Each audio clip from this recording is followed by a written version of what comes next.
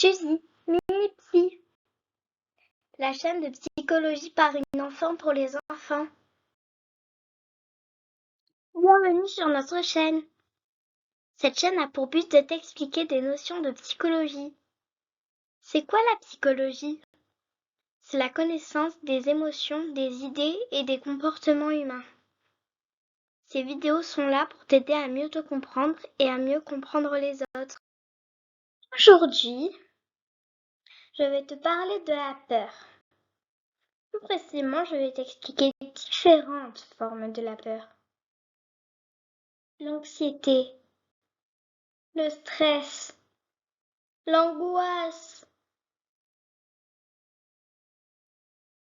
Expliquons la peur.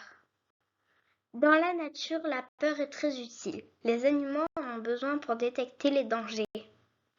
Miaou, miaou, miaou. Très vite, nos peurs sont devenues très compliquées.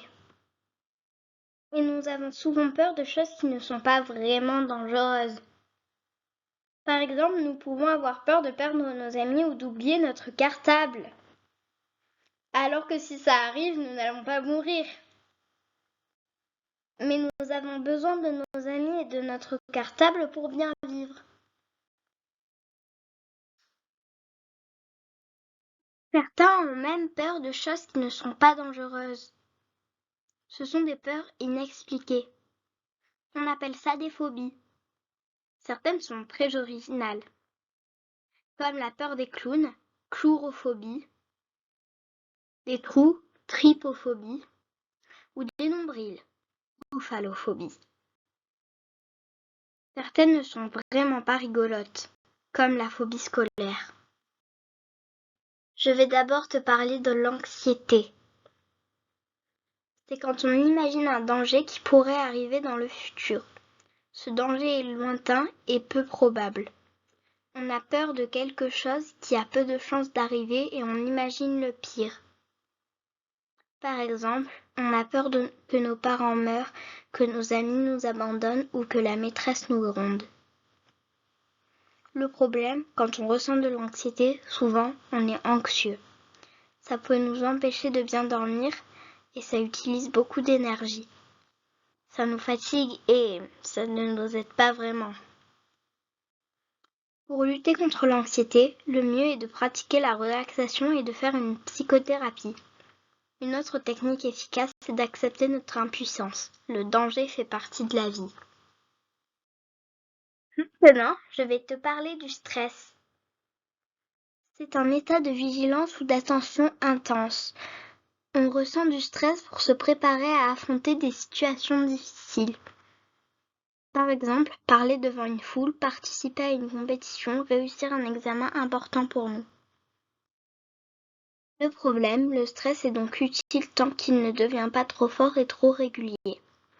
Le stress aussi peut nous empêcher de dormir et nous fatiguer. Pour lutter contre le stress, il est important de faire du sport, de discuter de nos problèmes avec les autres et de bien dormir. Finir, l'angoisse.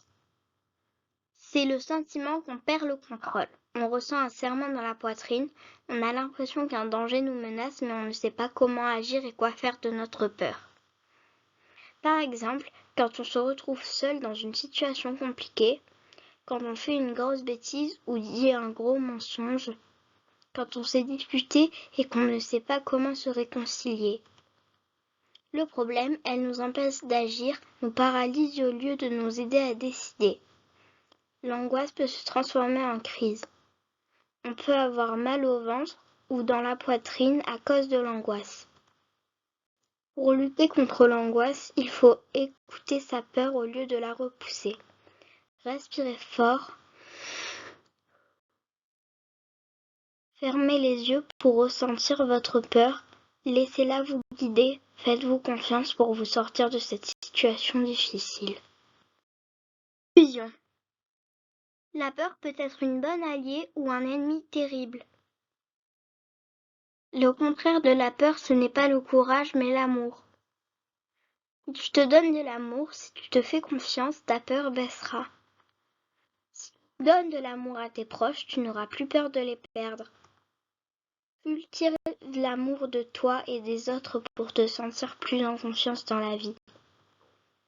Tu te sentiras moins seul face aux dangers et plus capable de trouver des solutions. Merci de m'avoir écouté. Mets un pouce, abonne-toi, clique sur la cloche, mets un commentaire.